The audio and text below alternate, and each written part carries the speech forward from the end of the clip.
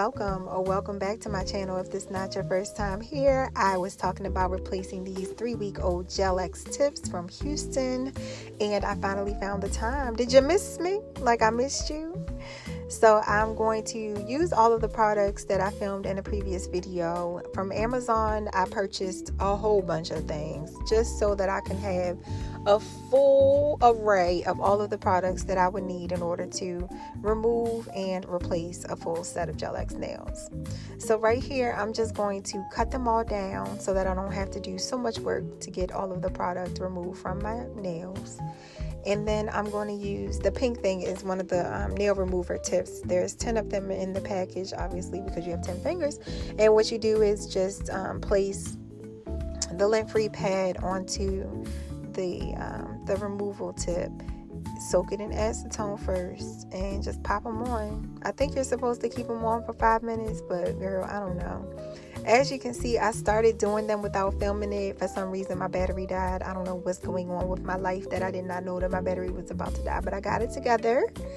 And I popped them off just so I could put them back on and show you how I was going to, start the removal process. So I got the drill out. I turned the speed down just so that it wouldn't be too rough on my natural nail once it got down that low, if at all. But I was very cautious because this is one of my very first and few times in my life that I've ever used a drill like this. And I just wanted to be careful that I did not damage the skin around my nail or on my cuticle.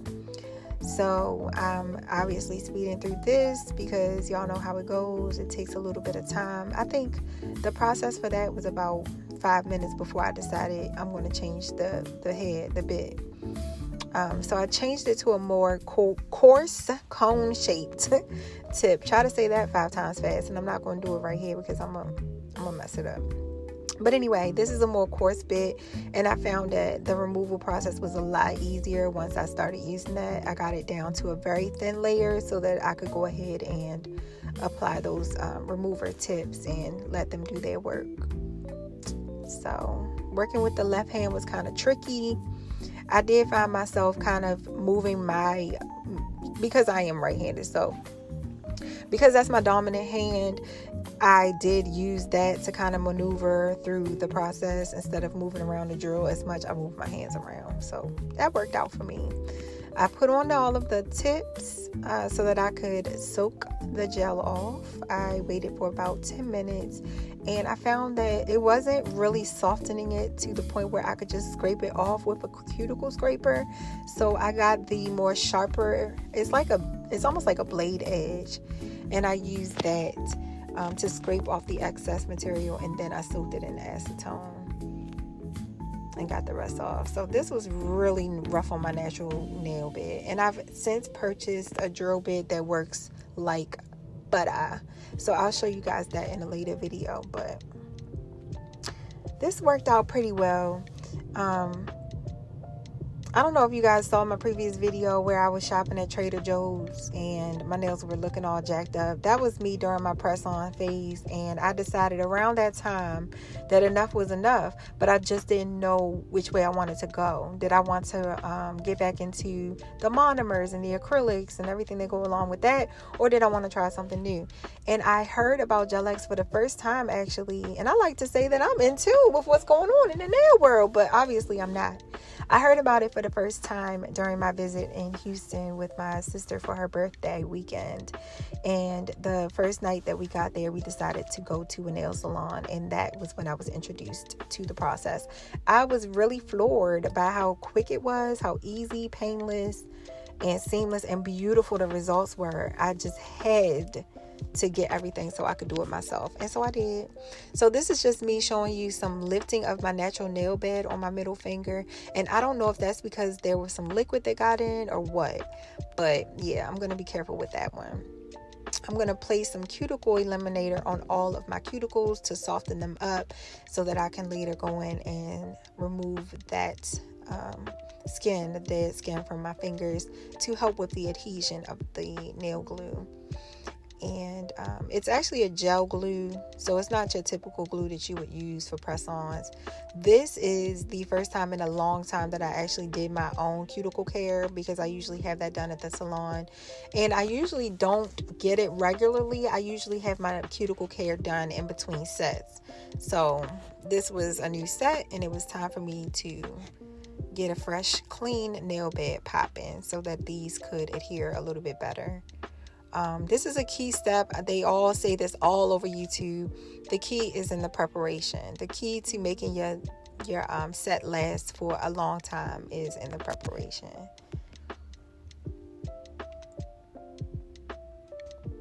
So here I'm just taking the cuticle nippers and I'm going in and cutting all of that dead cuticle off. You know, there's no need to have that excess skin there. All it's going to do is be in the way and cause issues with your nails not adhering to your natural nail bed as they should. So what I decided to do was go in with these cuticle nippers for the first time ever and clean them up. It took me a while. Again, I had to become acclimated to holding them and figuring out which angle was the best to come in from and be able to keep my hands in the frame so that you can see what's going on. And in hindsight, I think my lighting could be a little bit better. So I have since invested in some things that I'm going to show y'all to enhance my videos. I'm not trying to be a YouTube superstar or anything. I'm just sharing. I like to be creative, and I feel like I'm more and more of an introvert as I get older, but I still like to share ideas and I like to share the results. I think it's fun going through the process too. So why not whip out a camera? We all have them right in our pocket all day long.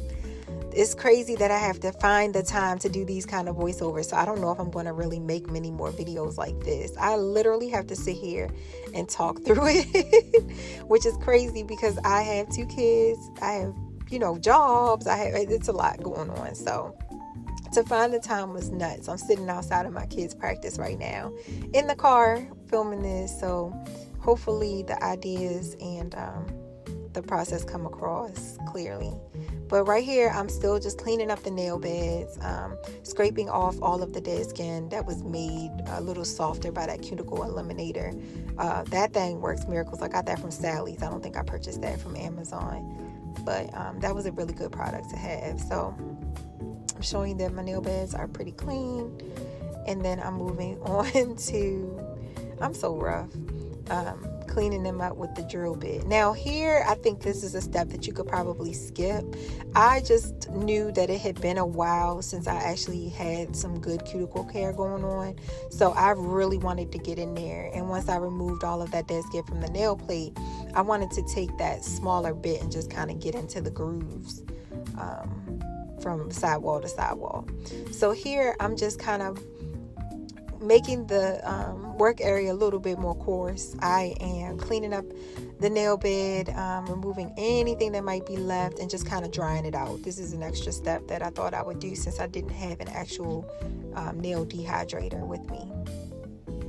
These are the tips that I showed in the previous video that I am so in love with. I love how the base of these tips are like your natural nail color. Well, for a brown skin person. I think that is just so fantastic. Look at that. It looks so natural. So what I'm doing here is just making sure that they fit from sidewall to sidewall without any overlapping or any shortage.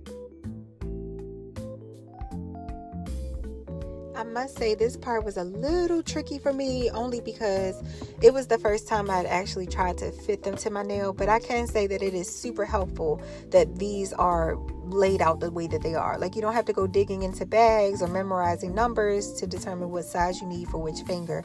You can literally just size them and pull them off. I think that is so convenient. I love that. So I continue to do that for all of the nails. I think that for this set, my goal was just to make it look as natural as possible. It was my first set, so I wasn't planning to do any designs or anything like that. So of course I did that for both hands, and then I went in with some alcohol just to again dehydrate those nails, make sure that they're really dry without any traces of oil, because that is what helps with the adhesion of the product. That's what is key in making your tips last for 2 to 3 weeks.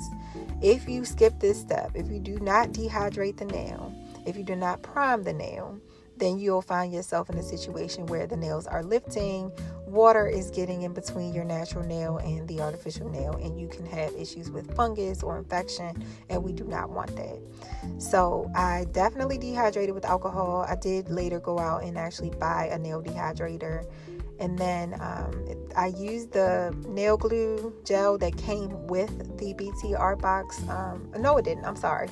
This is the same brand as the nails are, but I went ahead and purchased this separately because, of course, it was recommended. Now, I actually have changed to a brush-on gel made by the brand Saviland, and I'll of course link that in my Amazon storefront, which I prefer just because I had to do double work. I'm squeezing it out of the tube, not sure exactly how much I need to put on, not sure exactly how I was going to disperse the product, and I ended up going in with one of my design brushes, which is not preferable. I think that it's a lot easier just to have on a brush on glue, cure it, and move on with your life. This is just taking up too much time, in my opinion, and I think that it was a little bit more thick than I would have wanted. So the new glue that I will show you guys in a future video, it was definitely a much better choice for me.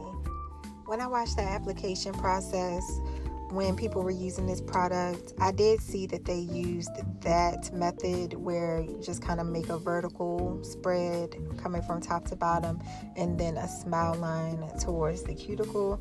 And I noticed that this nail product did not slide around a lot when I let it go. So the nail actually stayed pretty much in place. And the key is to make sure that there aren't any air bubbles when you go to cure it. So you have to hold it in place when you go to put it under the light, which is what I did. So I do it again here. I think I used too much product, so I just wiped it off. It's really satisfying because these are clear at the bottom, so you can really see what's going on as far as the products dispersing across the nail bed. And you can see if you need to increase the amount of gel glue underneath, or if you need to wipe some off. And I'm just taking an acetone dip brush here and cleaning off any excess product so it's not sitting on my skin.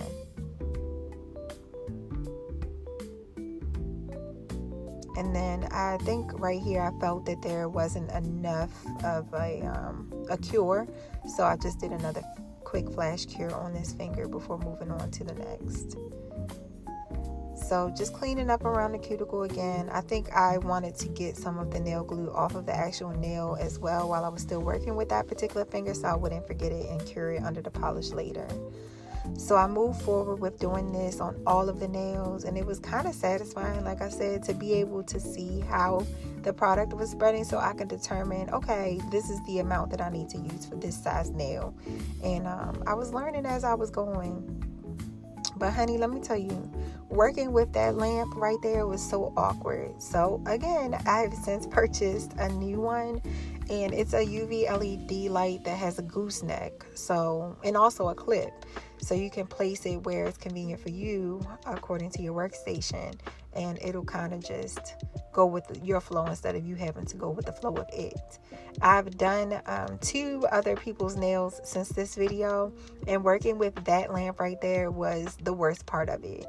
It was time consuming just trying to get it to stay on the table, to be able to hold their nail while placing it under the light was very awkward. It was just a headache. So I'm glad I did make the purchase that I basically upgraded my UV light. I haven't used it yet. I'm planning to set up a nail station in my guest room / office / workout room. So I'll incorporate that into my nail table design and see, if that goes with the flow that I'm looking for. But after curing all of the nails, I actually put them under the bigger light and cured them all at once. And now I'm just going in with that drill bit to clean up any excess product that did cure. And the goal for that is just to make sure that there is a smooth surface when I go to apply the builder gel and the top coat. And this was really satisfying too. I was able to get in there with that drill bit. I really like that without really compromising the design of the nail, you know, because I felt like if I drilled too much, I would be removing that color, that skin color that's there. And I think that that's important, just to kind of blend the look with your natural nail. And it's pretty clear that it stayed on. I mean, I didn't really have any issues with the color being removed by alcohol or by the drill bit. So these are really high quality nails. I love them.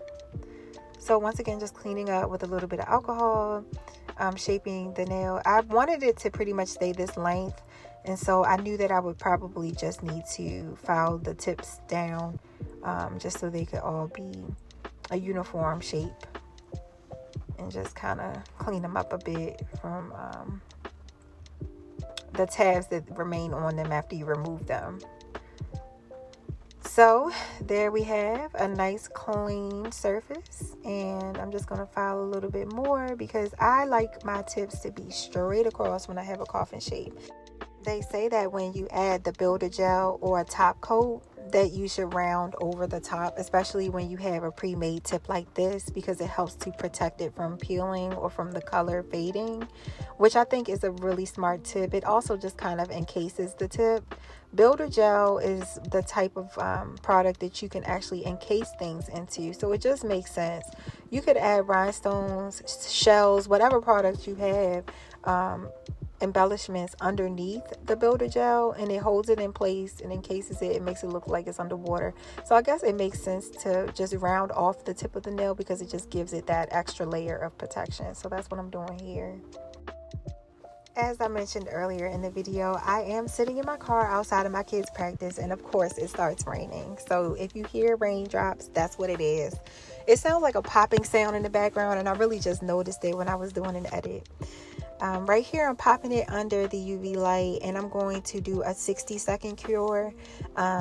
Before I actually move on to the right nail, I just wanted to make sure that I set the builder coat in place, so it wouldn't get messed up while I apply the builder coat to the next hand. So right here, I'm just taking my time. This is my non-dominant hand, and I am just not wanting to have to do a lot of cleanup. So I'm taking my time and making sure that I don't hit any of my skin or get any on the cuticles, and then I round the tips off like I did before, pop them under the light for about 60 seconds, and then we're all set. And they already look good. I wanted to slow it down here just so you could see the progress without the top coat. I'm applying some cuticle oil right here. I found this applicator from Sally, and I think I bought 2 of them just because they were so convenient, but I think I found them on Amazon as well, so if I did, they will be linked. But get into this. Look at my nails. Look at this. And I decided not to put the top coat on just in case I decided to add designs later, but girl, if you don't run and get these and get your life together and stop spending all that money in the salon, that is the purpose and point of this video, honey. Let's do our own nails and save our coin. It's just going to get better and better from here. Thanks again for stopping by. See you in the next video. Bye.